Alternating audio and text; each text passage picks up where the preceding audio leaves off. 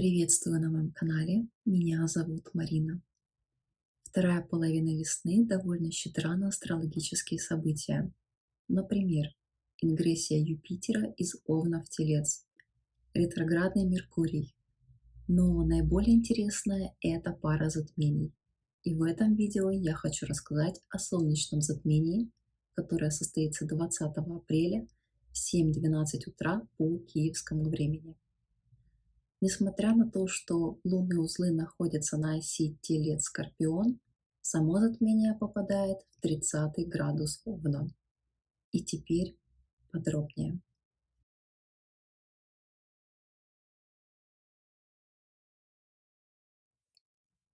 Солнечное затмение — это всегда новолуние, начало нового цикла. Луна соединяется с Солнцем и начинает очередное движение по кругу. Занимательно, что это затмение попадает буквально в последние минуты Овна. Еще немного, и оно было бы уже в Тельце. Можно сказать, что это ингрессирующее затмение, что совпадает с параллельной сменой знаков других планет. В марте Плутон вышел из Козерога и вошел в Водолей, Сатурн из Водолея в Рыбы, а в мае Юпитер покинет Овен и войдет в Телец. Большие планеты не так часто сменяют знаки, а потому подобное совпадение наталкивает на мысль о предопределенности перемен. И чего же стоит от них ожидать, станет ясно при более детальном рассмотрении затмения.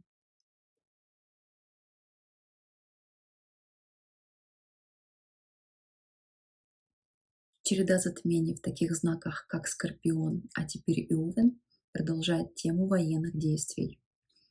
Однако ингрессирующее положение, похоже, намекает на смену положения дел и переход этой истории в другое состояние. Вероятно, в более благоприятное, ведь данное затмение попадает точно на звезду Альриша, которая считается доброй и благородной звездой.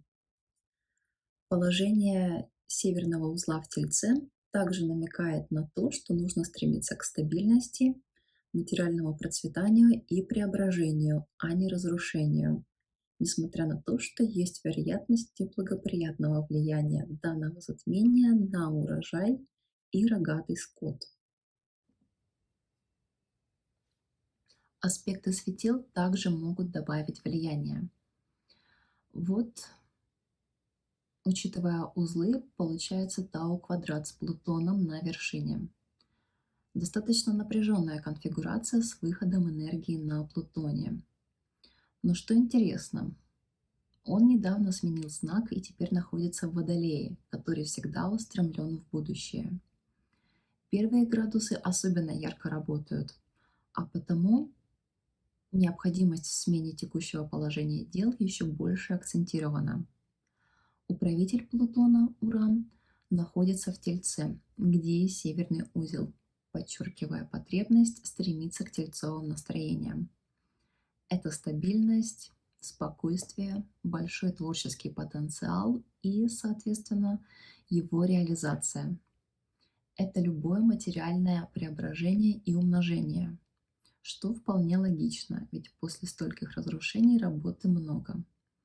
Стремиться к этому надо, но при квадратуре будет не так просто. Второй управитель Плутона, Сатурн, находится в Рыбах, в знаке, который дружественен Тельцу, где находится первый управитель. Рыбы — это достаточно мягкий, хитрый, неуловимый знак. Жесткость ограничений и догматизм Сатурна здесь несколько размываются. Примечательно и то, что Сатурн имеет аспект к точке затмения. Это секстиль, благодаря которому Плутону будет немного легче преодолеть трудности. Это добавляет еще одну каплю оптимизма в успешное окончание затянувшейся деструктивной истории. Сатурн дает структурированность, постепенный подход к делу. Он достаточно консервативный. Кстати, Телец, характеризующий принцип материи, может также означать и поступление большего количества необходимого оружия для освобождения территорий, которые тоже есть физическая материальная ценность. И еще интересный момент. Затмение выпадает на момент стоянки Меркурия. Буквально на следующий день он повернет в ретроградное движение. Сам по себе этот факт и его положение в Тельце говорит о заторможенности, неспешном течении дел. Поставленные цели будут откладываться. Управитель Меркурия, Венера, находится в Близнецах и не имеет аспектов, что добавляет оттенок непредсказуемости, необязательности. Возможны задержки в дорогах или с документами, в связи с документами, смена решений, недопонимание и тому подобное. Но это всего лишь помехи. И если продолжать предпринимать усилия, то можно достигнуть цели. Об этом говорит секстиль Марса к Меркурию. То есть нужно прилагать силу, конструктивную агрессию. Тогда будет толк. Исходя из вышесказанного, можно сделать вывод, что все не слишком гладко и не слишком плохо. Текущее положение дел в мире меняется, но не так быстро и не так медленно, как кому-то хотелось бы. Все идет своим чередом, и в ближайшие годы все очень сильно может измениться. Данное затмение лишь звено в цепочке перемен. Но само по себе ничего не произойдет. Работает принцип. Есть усилия и есть результат.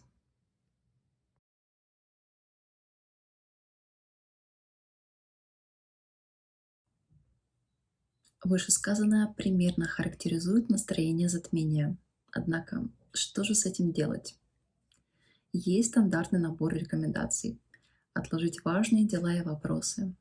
Исход может быть весьма непредсказуемым, чаще всего со знаком минус. Хотя, учитывая дуальность этого мира, если одному не везет, то его оппоненту это на благо. А значит, для кого-то данное затмение может сработать как выигрышный лотерейный билет. И все же есть то, чего точно не нужно делать. Это проведение хирургических операций, зачатие детей, свадьбы, разводы и вопросы подобной важности. Если опасаетесь фатальности результата, лучше отложить и повременить. Благоприятно этот день провести в уединении, в молитве, медитации, кратковременном посте, посвятить время внутренней жизни, отложив социальную активность, если, конечно, есть такая возможность. Это все общие рекомендации для всех. Но есть и нюансы, которые свойственны конкретно для данного затмения. Направление укажет северный узел. Он в Тельце на звезде Шаратан. Указывает на большую храбрость, но также опасности и телесные повреждения. Благоволит смелым и уверенным людям, также военным, остерегая от фанатичности. Важно идти к своей цели постепенным и продуманным путем, добиваясь ее.